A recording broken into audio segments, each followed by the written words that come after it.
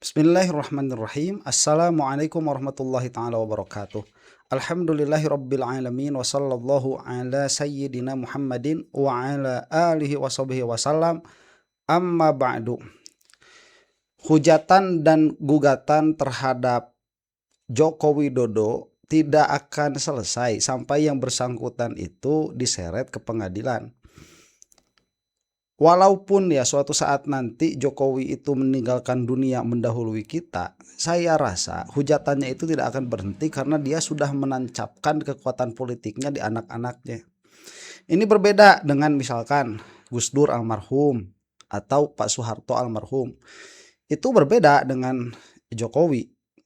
Yang berdua ini yang tadi saya sebutkan itu tidak mewariskan kekuatan politik terhadap anak-anaknya di muka umum begitu ya. Kalau di belakang masih ada pengaruh politik, ya itu mah konsekuensi jadi anaknya jadi anaknya pemimpin begitu. Hanya saja di dalam sistem demokrasi tidak ada yang selacut Jokowi di dalam menancapkan kekuasaan di sebuah negara yang katanya demokratis ini. Nah, jadi pada akhirnya sampai kekuatannya betul-betul hilang di muka publik begitu ya. Ini tidak akan berhenti hujatan. Nah, permasalahan ijazah sudah menemui titik terang dari putusan PT UN. Dan kita sudah melihat Dr. Tifa itu katanya hijrah, tapi ada revisi lagi. Ada koreksi dari Dr. Tifa supaya tidak salah paham. Itu tidak akan menjadi fokus kita pada video kali ini. Yang mau saya fokus pada video kali ini bagaimana Gibran itu kan sekarang juga sama ya, dikeroyok oleh para akademisi. Katakanlah saya bukan katakan para akademisi ya, para cendekia begitu. Dikeroyok oleh para cendekia yang memang peduli terhadap keutuhan konstitusi negara ini. Nah, yang akan kita bahas kali ini adalah pembicaraan dari Pak Denny Indrayana dan Rocky Gerung. Denny Indrayana di channelnya sendiri, Rocky Gerung nanti di channel yang lain ya. Mengenai apa? Ya mengenai masalah Gibran itu. Satu, permasalahan mengenai ijazahnya. Yang kedua, permasalahan mengenai sudah retaknya hubungan dengan Prabowo. Itu nanti oleh Rocky Gerung ya. Nah, ini kita akan simak dulu dari Prof. Denny Indrayana. Syarat pendidikan diubah KPU demi Gibran. Nah, ini supaya semua masyarakat sadar lah ya. Biarin kalau para termul mereka itu apaan begitu. Ini supaya datang kesadaran kolektif, yang mana kesadaran kolektif ini diharapkan akan menjadi gerbang pembuka bagi kemajuan masyarakat Indonesia, atau setidaknya kesadaran masyarakat. Kita saksikan Prof. Denny Indrayana ini. Video ini saya buat untuk menegaskan permintaan agar Mas Wapres Gibran mengajukan pengunduran diri atau berhenti. Mengapa? Hari-hari ini saya baru sadar dan baru tahu tidak hanya syarat umur minimal 40 tahun yang diubah melalui putusan Paman Usman untuk Gibran agar sang ponakan bisa maju sebagai calon wakil presiden, tetapi juga syarat pendidikan diotak-atik agar Mas Wapres lolos sebagai calon wakil presiden. Kita sudah sama-sama dibuat terperanjat ketika putusan 90 Mahkamah Konstitusi merubah syarat umur dan disesuaikan karena syaratnya menjadi minimal 40 tahun atau pernah dan sedang menjabat kepala daerah, yang nyata-nyata dikhususkan untuk Gibran yang sedang menjadi wali kota Solo. Yang baru saja saya ketahui kemudian, putusan MK bertanggal 16 Oktober 2023 itu adalah upaya kesekian untuk membantu pencalonan Mas Wapres Gibran. Tepat seminggu sebelumnya, di tanggal 9 Oktober 2023, Ketua KPU Hasyim Asyari yang diberhentikan karena tindakan asusila menandatangani peraturan KPU nomor 19 tahun 2023 tentang pencalonan peserta pemilihan umum presiden dan wakil presiden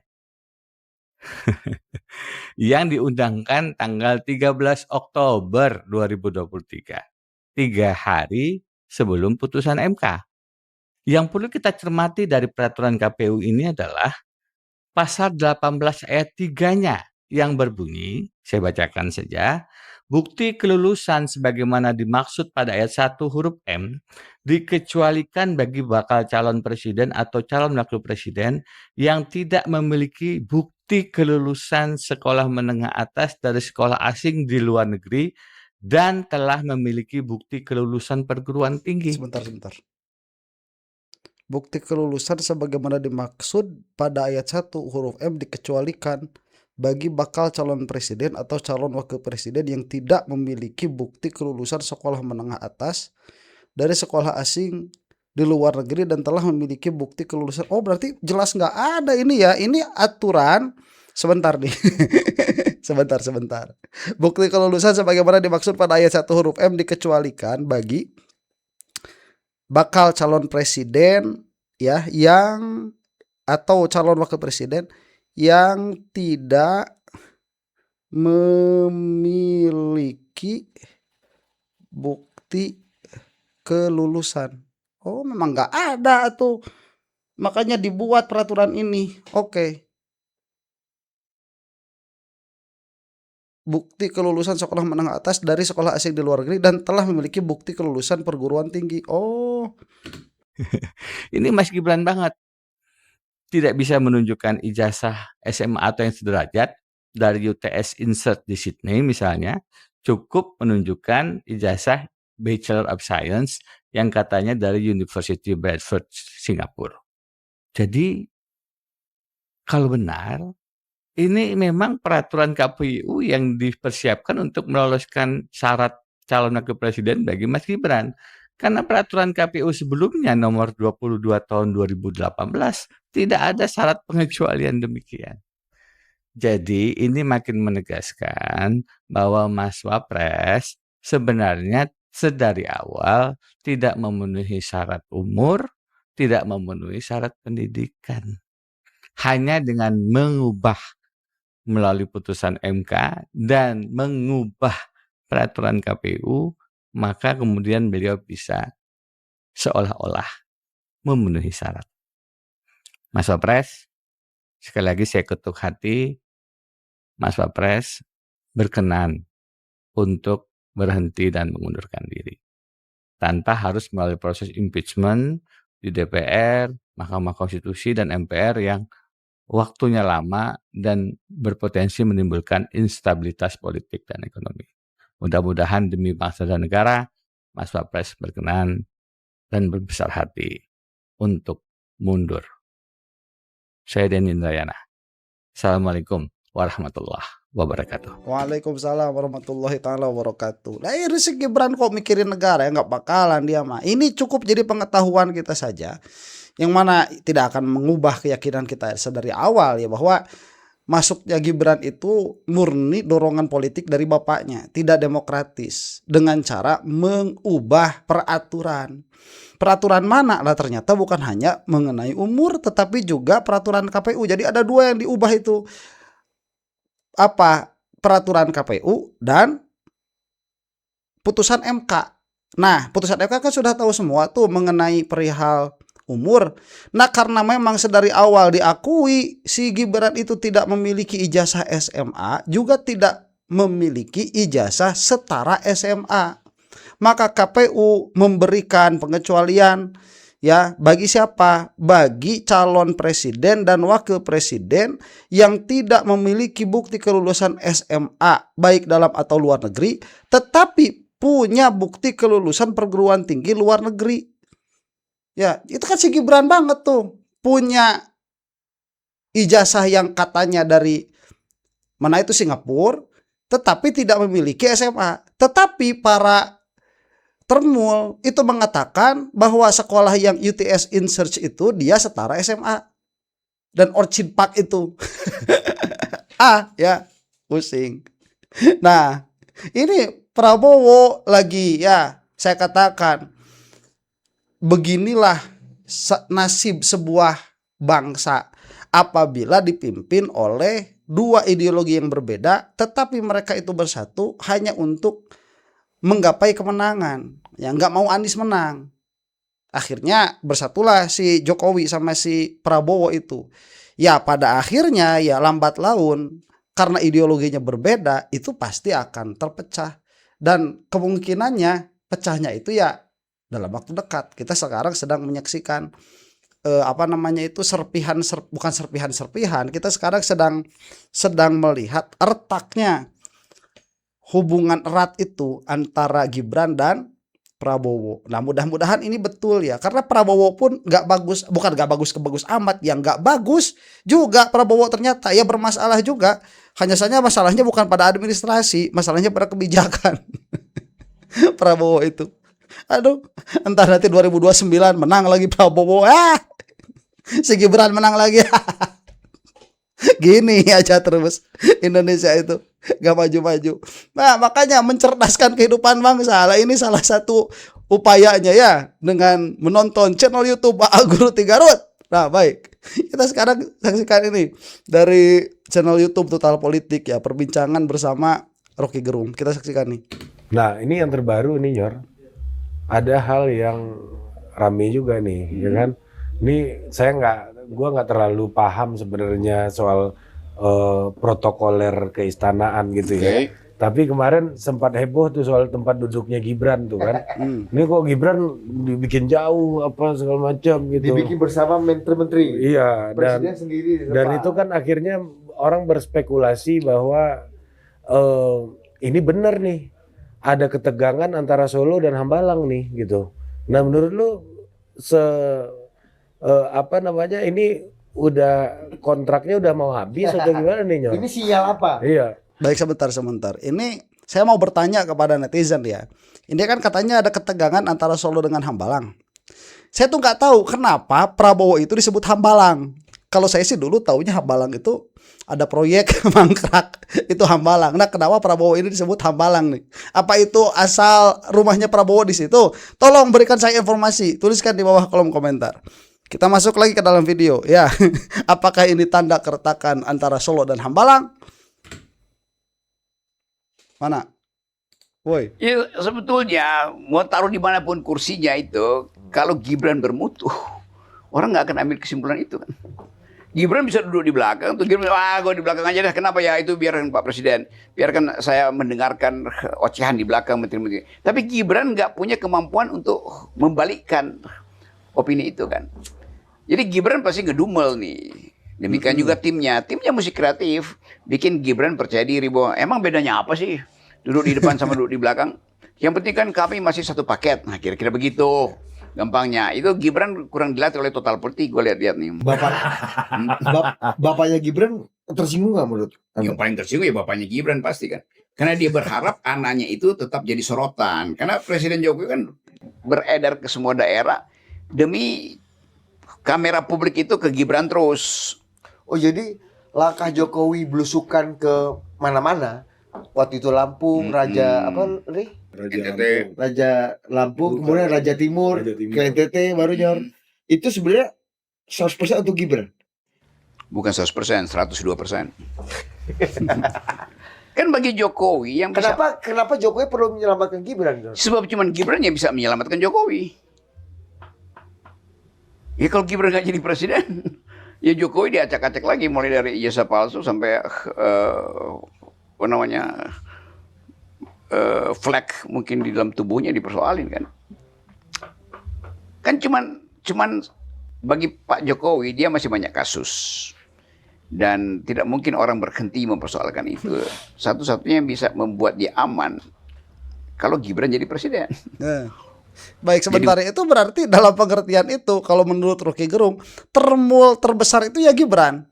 Jadi ceboker terbesar itu ya Gibran, karena Jokowi itu hanya memanfaatkan Gibran untuk menceboki kotoran-kotoran yang ditinggalkan oleh Jokowi. Ya itu kalimat kalimat yang frontalnya demikian. Kalau kita mendengarkan kesimpulan dari Rocky Gerung itu, ya kenapa kok supaya kamera ini terus fokus kepada Gibran? Ya karena Jokowi hanya bisa selamat oleh Gibran. Ya berarti Gibran ini posisinya apa? Ya dimanfaatkan berarti oleh Jokowi untuk apa? Untuk menceboki kotoran-kotoran yang ditinggalkan oleh Jokowi selama 10 tahun menjadi presiden. Di Wapres saja masih dipersoalin. Jadi hanya bila Gibran jadi presiden. Jadi pasti demi itu. Nah satu waktu mungkin ketika PSI ambang batasnya naik dan sudah signifikan secara politik, perjanjian politik dengan calon presiden 2009 yang pasti adalah Prabowo dibikin lagi kan. Ya mungkin Pak Jokowi bilang ya udah signifikan maka kami tetap akan mendukung Pak Prabowo untuk masuk di periode kedua. Tapi kan Pak Gibran kemudian ya itu terserah Pak Prabowo. Ya sinyal semacam itu menunjukkan bahwa tagihan politik Jokowi masih akan berlangsung pada Prabowo di 2009. Itu kalau PSI lolos Parliamentary threshold dan kelihatannya akan dibikin nggak lolos. Maksudnya? Terlalu berbahaya kalau dia lolos. Karena bukan itu membantu Prabowo untuk memperkuat koalisinya. Ya, tapi bagi Prabowo secara psikologis terlalu panjang access baggage dia kalau Gibran masih ada di 2009. Karena dia mesti menghitung opini publik juga nggak ada pada Gibran. Ya memang ada survei selama ini bahwa Pak Jokowi dielulukan di berbagai tempat, tapi Pak Jokowi bukan Gibran. Beda kualitasnya itu. Tapi kalau balik ke pertanyaan Ari tadi, John, dari soal sitting arrangement di peristiwa itu, buat Gibran mungkin Gibran kalau diwawancara media ya itu biasa lah kan taklimat presiden ya, Wapres harus menyesuaikan posisi. Tapi kan buat para pendukung Jokowi, buat para analis politik, ini punya makna yang berbeda gitu. Buat Rocky Gerung itu apakah hanya makna sitting arrangement biasa atau punya makna lain? Enggak, itu sitting arrangement biasa aja. Enggak ada masalah apa-apa di situ kan. Karena kalaupun ada masalah apa-apa, bahwa itu di setting, itu artinya dari awal memang settingan itu sampai 2009. Itu aja. Tapi ya kalau begituan, ada Presiden Jokowi, kita sebut aja presiden masih sebagai penghormatan, tetap tersinggung. Kenapa? Ya dikomporin sama buzzer-buzzer Jokowi lah.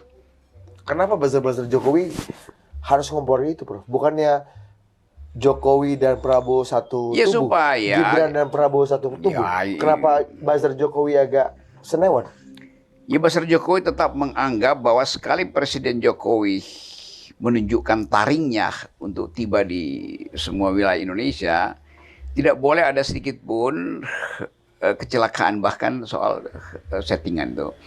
Kan itu kan mengganggu bahwa buzzer ini mesti menjelaskan nambah beban dia, lu junjungan lu itu udah disingkirkan.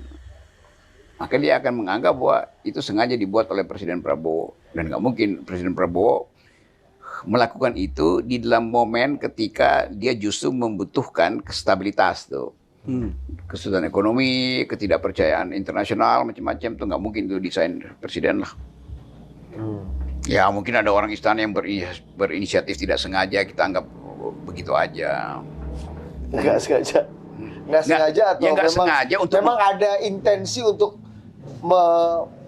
memberikan jarak antara presiden dengan Wapres atau presiden dengan Presiden Jokowi. Tidak sengaja untuk mengukur keuntungan gitu, keuntungan dari ketidaksengajaan gitu. Ya sekitar presiden kan jauh semua buat mainkan itu. Siapa yang paling paten di sekitar presiden, Prof? Yang dan punya influence paling paten? Bentar, tapi kemarin kan waktu kita melihat Gibran duduk itu ya kan mukanya sebel banget itu. Kalau memang itu hanya sebuah kebetulan ya si Gibran nggak bakalan bermuka kecut seperti itu. Yang kenal sama gue lah. Semuanya kenal sama Doi. Iya, karena semua kan kenal sama lo pernah sini. Iya, tapi nggak semua ingin jadi teman diskusi gue tuh. Yang lain datang sini cuma buat curhat tuh. Misu-misu juga ya, Bro. Tapi gini Pak Rocky, Nyor. kalau kita Ya Pak Rocky, saudara Ari yang Nyor. Bos kebiasaan di kampus dulu panggilnya Pak Rocky. Kalau gue Nyor, Bu. Nyor ya kan. ya, Tapi kita saudara Ari yang akan jadi caleg karena dia udah melangsingkan. 30 kilo, Nyor. Iya. Buset.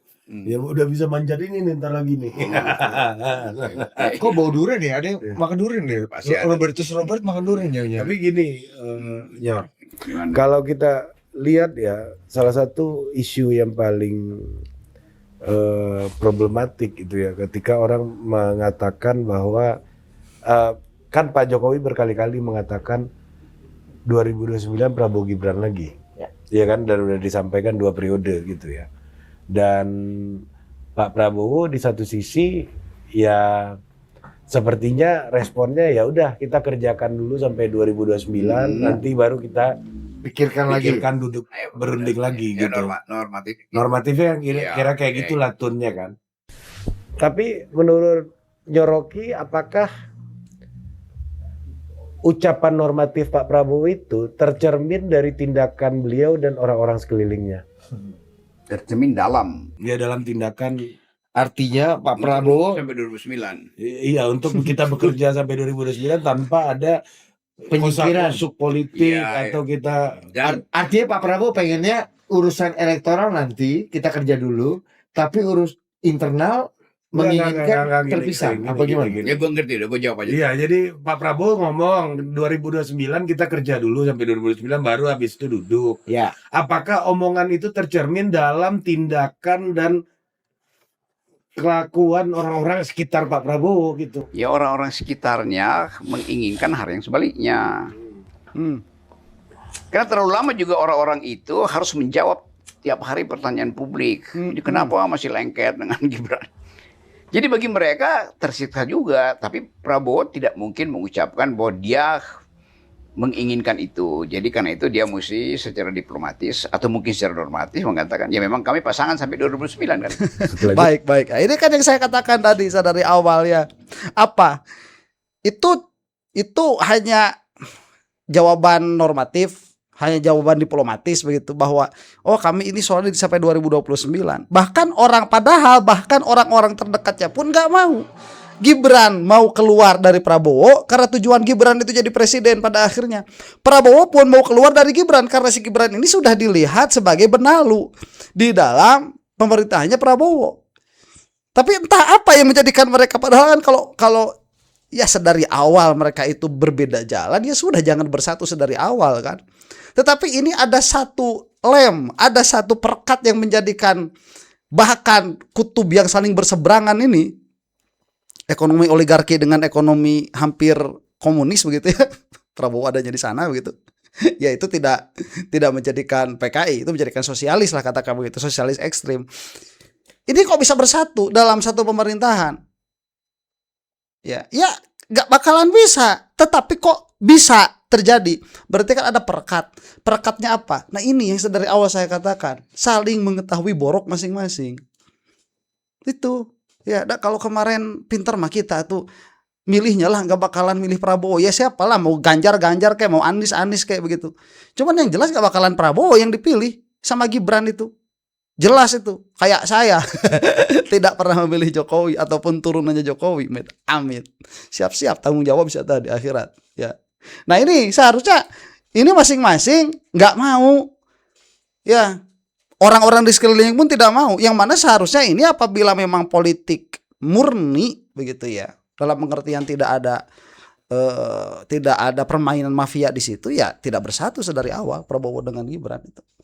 Tapi yang mau bagaimana lagi, tadi sedari awal sudah disiapkan ya pencalonan Gibran ini sampai merubah beberapa peraturan yang memang tidak semestinya dirubah. Itu duduk lagi. Ya saya itu bisa duduk lagi di kursi yang berbeda. Tapi apakah Gibran dan Jokowi nggak membantu menolong Prabowo selamat dan mungkin punya potensi besar? Iya, makanya. Ya, Maksudku, apakah ini nggak dihitung bahwa variabel Jokowi junto Gibran itu jadi penyelamat justru kalau diberikan keleluasaan, kebebasan, ekspresi yang mungkin disukai sama iya tapi publik. Gerindra kan punya survei internal juga untuk melihat apakah itu yang diinginkan publik. Jadi dugaan gue Gerindra punya survei internal yang akhirnya menyadari bahwa publik tidak menginginkan pasangan itu ada lagi di 2029. Bukan gua ngintip surveinya, Correct. tapi secara rasional kita mesti anggap begitu. Dengan konsekuensinya approval rating Pak Prabowo menurun Iya, terus. kan menurun terus. Ya nanti Gerindra bilang kita belum survei. Gua akan bilang kalaupun lu survei begitu hasilnya. Atau mungkin hal sebaliknya Nyor, bahwa ya survei approval rating Pak Prabowo drop karena Gibran dan Pak Jokowi itu tidak diberikan kesempatan untuk menjadi bagian penting sehingga menyelamatkan rumah besar Prabowo ini. ya kan belakangan. Jadi kalau kita lihat dari awal ritme atau grafik itu sebelum ada soal MBG, sebelum ada soal koperasi segala macam, sebelum semua hoax tentang MBG, hoax tentang koperasi dipamerin. Karena gue lihat tuh lebih banyak hoaxnya sebetulnya kan. Inilah ada di sana, ini ada di situ tuh, ini ya iya, gue kelihatannya itu mesin yang bikin itu kan. Sebelum itu isu tentang Gibran melakukan atau disodorkan melalui fasilitas yang tidak etis tetap ada di benak publik. Dan biasanya atau seharusnya yang tidak etis itu yang mendahului isu-isu yang teknis ini. Jadi kalau isu teknis ini selesai, orang akan balik lagi persoalan. Seandainya MBG sekarang karena Hormuz dibuka, lalu Sudaryono memimpin jadi bagus, ya isunya pindah pada legitimasi Gibran di situ. Begitu legitimasi ditaruh di situ, ya orang akan persoalan kenapa ada Gibran, itu yang menyebabkan presiden tidak dipercaya tuh. Tidak dipercaya kenapa? Karena MBG enggak, MBG udah bisa. Tidak dipercaya koperasi enggak, koperasi udah bisa. Berarti kita mesti cari faktor kenapa penerimaan publik terhadap presiden masih berkurang, ya karena Gibran. Kan awalnya begitu. Tiba-tiba naik lagi sebentar, ya kenapa? Karena Purbaya. Begitu Purbaya menghilang, drop lagi. Jadi presiden itu dibuat grafiknya itu, volatilitasnya itu disebabkan oleh isu-isu sesaat. Tapi artinya Pak Rocky mau mengatakan bahwa presiden itu approval ratingnya dependen dong kepada aktor-aktor lain. Iya. Bukan pada aktor, pada isu sesaat itu. Nah isu sesaat itu terkait dengan si aktor, tapi isunya dulu tuh. Dan presiden nggak punya kontrol atas isu-isu sesaat itu. Sekarang dia kenali itu, karena itu dia mulai ganti orang-orang yang menyebabkan isu sesaat itu jadi mainan publik. Misalnya, Ya soal MBG lah, soal koperasi itu. Ya kayak Ferry kan, semua orang Ferry Juliantono ya Ferry Menteri Koperasi itu bertanggung jawab terhadap koperasi yang ada di gunung, koperasi yang ada di kuburan tuh. Loh Ferry buat regulasi, yang ngerjain itu kan bukan Ferry semua itu kan. Ya orang yang merasa berhak menjalankan bangunan-bangunan itu. Dan kita tahu itu aparatnya Pak Syafri lebih banyak yang sebagai pelaksana teknis itu ketimbang Menteri Koperasi. Dan Menteri Koperasi memang nggak lakukan itu. Menteri Koperasi kan ngurus regulasi. Menteri Koperasi pasti nggak ngurus, dan memang nggak boleh ngurus import-import apa namanya truk, motor segala macam, itu kan bukan urusan Menteri Koperasi. Baik ya.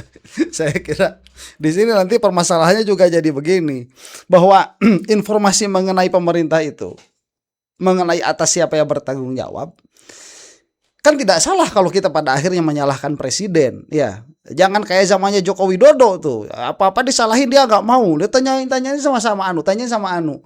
Lah sekarang bagaimana kita tidak menyalahkan presiden dari apa-apa yang terjadi di lapangan, sedangkan yang mengurus lapangan itu orang yang memilihnya presiden. Ya, dan kita sudah peringatkan dari awal sebagai masyarakat, nih orang-orang yang mengurus proyek-proyek penting di pemerintahan itu bukan ahlinya. Kita sudah memperingatkan itu. Sehingga terjadilah apa yang terjadi, MBG acak-acakan, Kopdes acak-acakan, kemudian presiden tidak mau disalahkan. Ya jangan begitu juga begitu ya. Ya salah siapa? Ya memilihnya gak benar. Jadi ya entah ini Rocky Gerung itu sepertinya masih ngebet sama Prabowo sepertinya dari apa yang saya lihat ya. Cuman ya biarkanlah, karena begitulah politik ya. Hanya saja memang akurasi informasi itu harus didapatkan, harus kita pertimbangkan, dan nggak jadi salah kalau semua jadi salah presiden begitu. Karena kita sudah mengingatkan presiden tidak becus di dalam mengelola proyek-proyeknya karena diberikan kepada orang yang bukan ahlinya. Demikian, mudah-mudahan termul binasa untuk Anda yang bukan termul. Wallahu taala a'lam bishawab. Assalamualaikum warahmatullahi taala wabarakatuh.